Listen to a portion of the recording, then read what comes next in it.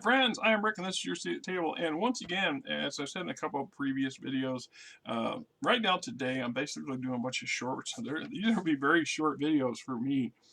If you if you're new to my channel, you really haven't seen just anything under 15-20 minutes is a rare for me. I'm sorry about that, but I have a tendency to really dig deep into things and run on at the mouth. It is what it is.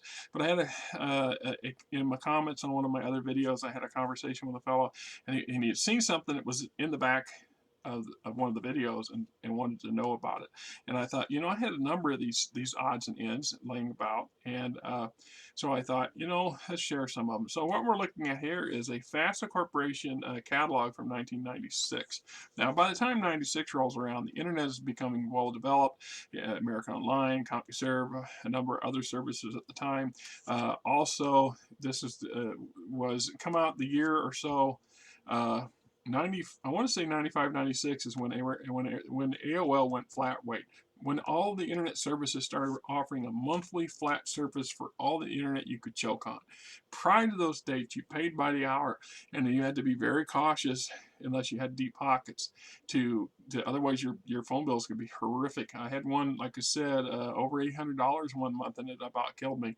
I had a state refund come in, and that basically was what saved me that month. And then I had to be really, really cautious in how much time I allowed myself on the internet. And then, of course, when they went flat rate, I about choked myself for 3 days because my wife started screaming at me I needed to take a shower because I hadn't got up out of the chair and then to use the bathroom, raid the refrigerator for quite a bit, and the occasional nap.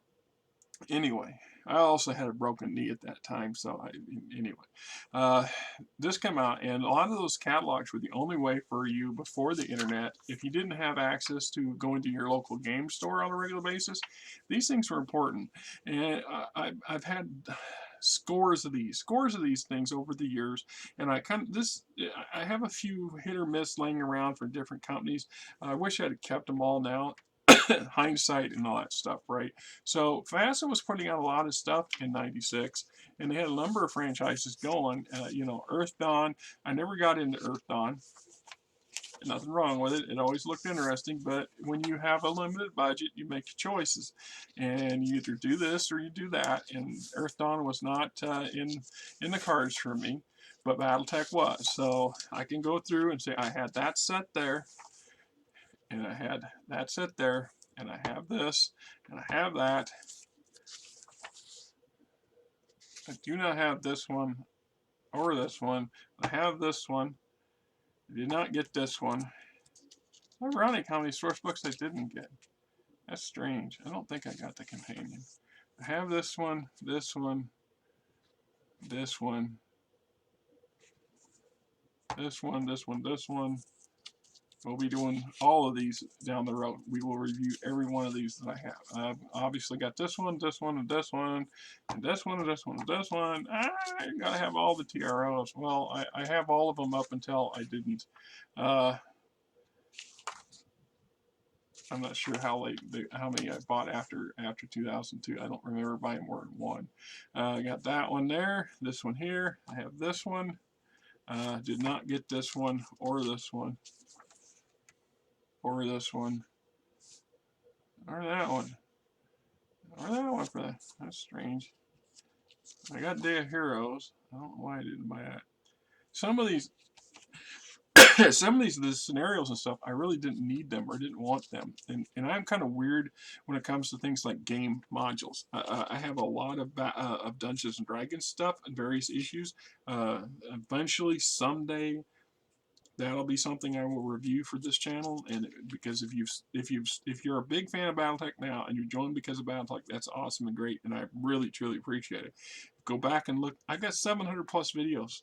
Go back and look at the lion's share of them, and you will see that I've got a large selection of this, that, and the other thing, and that I'm going through them little by little, one by one. And at some point, when I run out of the Battletech books and source books and stuff, I will still be probably buying additional material and commenting and making things on it, but I will also move on to the next thing. And the two things that have yet to be really covered is, of course, Shadowrun, and I got quite a bit of the original published stuff, and then my my various Dungeons and Dragons related material, and Forgotten Realms was my world of choice, and so I've got quite a bit of stuff for that.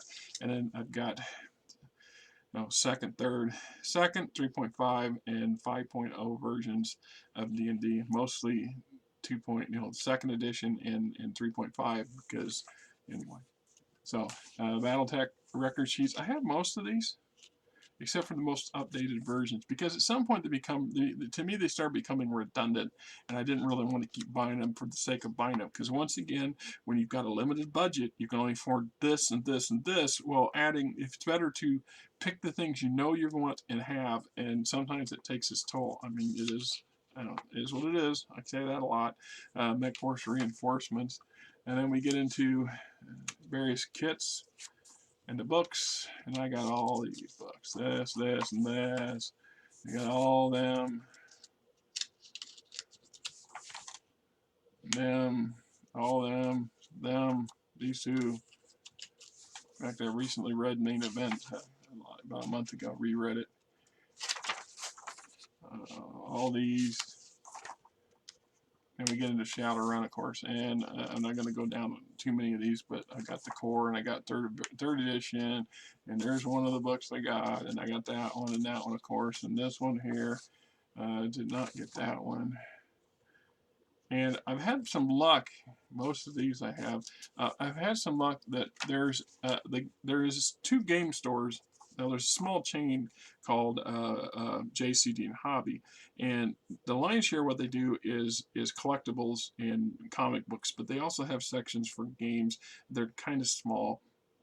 Jay's does purchase used stuff, so occasionally people will bring their old game material in and they'll sell it. And I've been lucky to pick up a handful of second and third edition D&D material and some Shadowrun stuff. I also got Masquerade, Vampire the Masquerade, a couple books, including a core book. It was a game system I always wanted to have, but I couldn't afford to pay for it and justify having, because I could never get anybody to play it. But I always kind of wanted to have it to read into it and to see what it was like. I got to play it once from a friend, and it's kind of always kind of stuck in the back of my head. So, I mean, here's these, got those, do not have that one, etc., etc. Go down the list. It just keeps going. And so, these things were a lifeblood for gamers back in the 60s, 70s, and early to late 80s. So they're just interesting to look back at. And it's also because you can go and say, oh, I missed out on this. This is one I know I don't have, etc., etc. So anyway, good stuff. Just thought it'd be a thing of interest. Till next time, this is Rick.